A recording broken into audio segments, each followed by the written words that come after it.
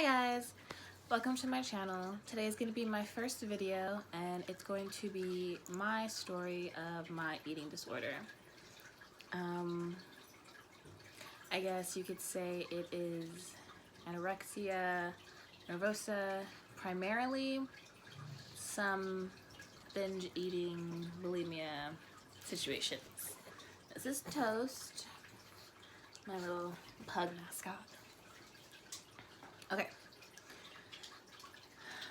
So I would say I had or have had an eating disorder for the last 10 years of my life. I am 28 now, so that would be from 18 to 28.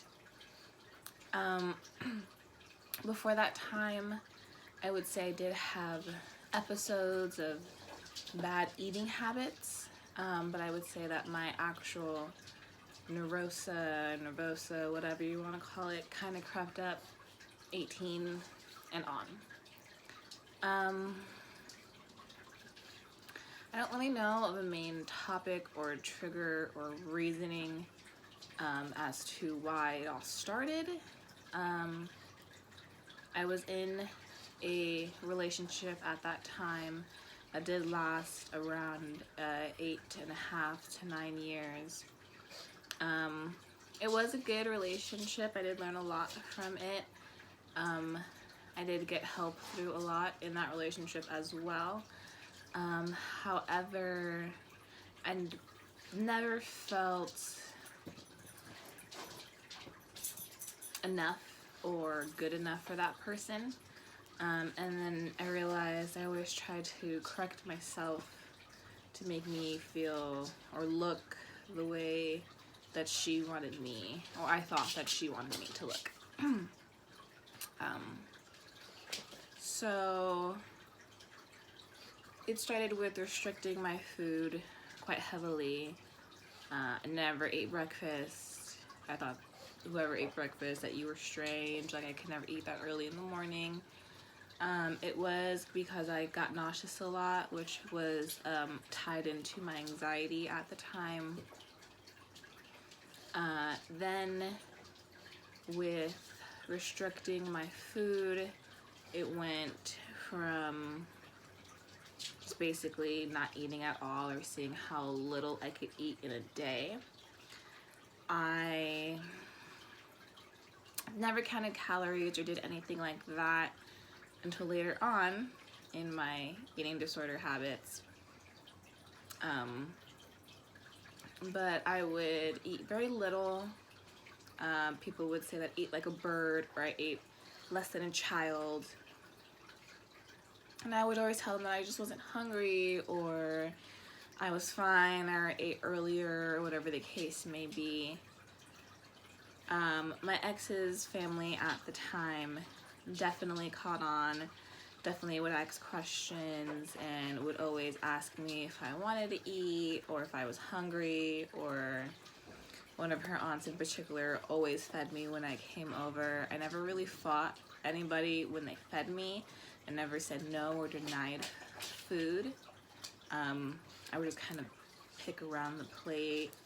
And my girlfriend at the time loved food, so I would kind of like shove it, pawn it off to her. Yeah. So that happened for a really long period in my time. But in that relationship, she did kind of keep me on check. She made sure I at least ate 1 to 2 meals a day, made sure that I wasn't excessively being in my neurosa, if you could call it that. I was getting lightheaded a lot. I was fainting a lot. My hands and my feet were always cold. I was always cold. Even like out in the beach where everyone was like in their bathing suit and fine, I was like wrapped up in like a blanket because I was cold, also because I didn't want to like expose any of this. I would definitely say that my eating disorder came from other self-harm things.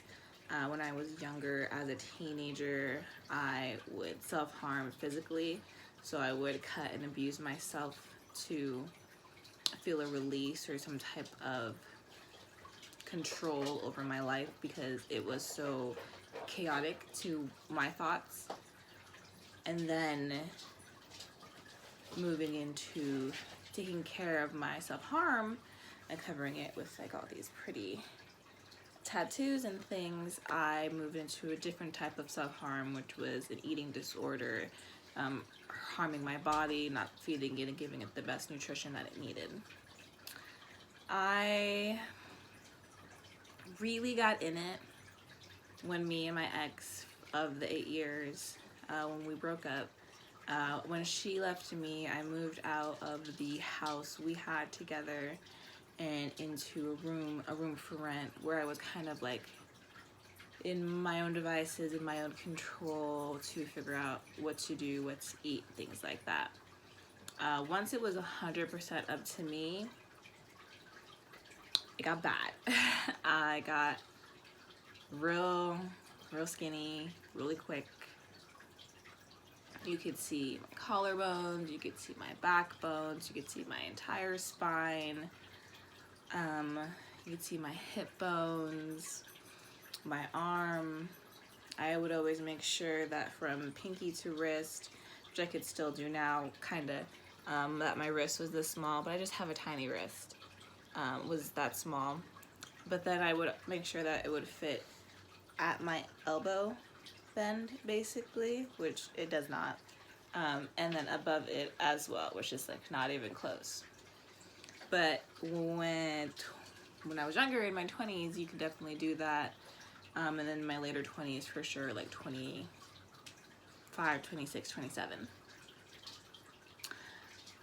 It wasn't until I went to Cancun for my ex's 30th birthday at the time. Basically lived in a bikini for a week. Also during that week, I was like forced to be in my thoughts and in my feelings and things like that. So I didn't eat a lot, or any, really.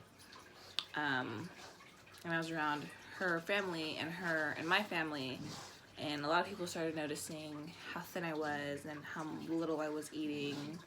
And conversations were happening about legitimately the amount of food I was intaking, and if anybody saw me eat that day or the day before.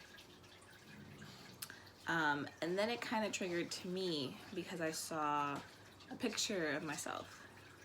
I had body dysmorphia comes with anorexia, so I never saw myself as thin or too skinny or whatever the case may be.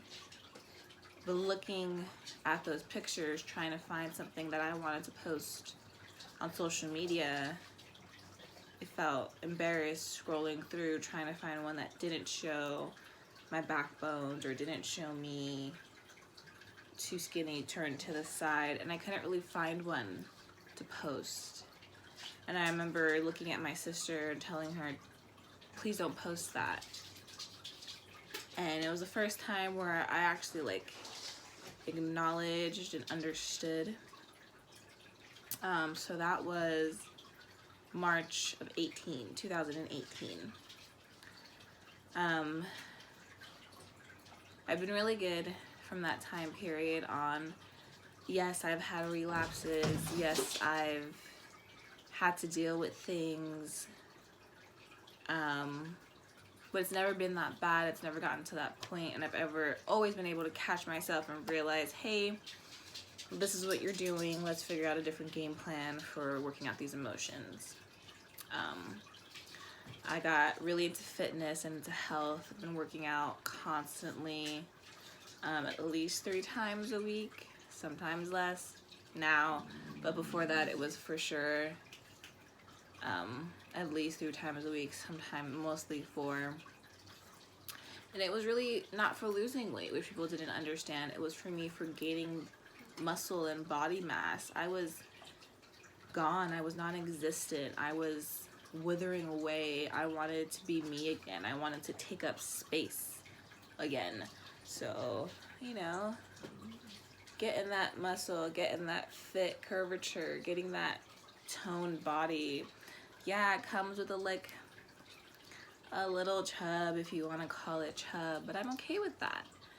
I want to be that Spanish woman who has curves and things like that.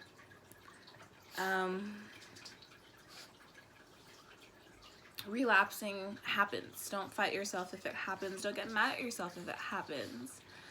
I relapsed in the midst of working out. I was using a fitness app, counting my calories, dealing with things like that, and I got stuck. I got stuck again, eating way too little, working out way too much, and seeing it on an app and being happy that I ate under 1,000 calories, under 600 calories, and still doing an hour and a half, 2-hour workout and walking 45 minutes to work.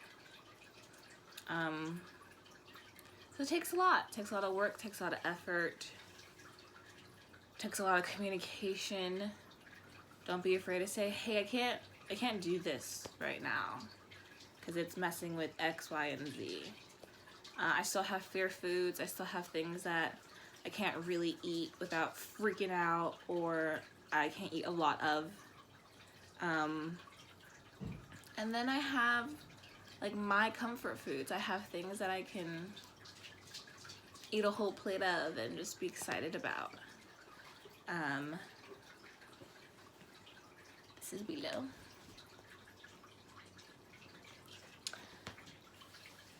So I can make another video if you'd want about my binge and bulimia, or about my self-harm cutting previous if you'd like.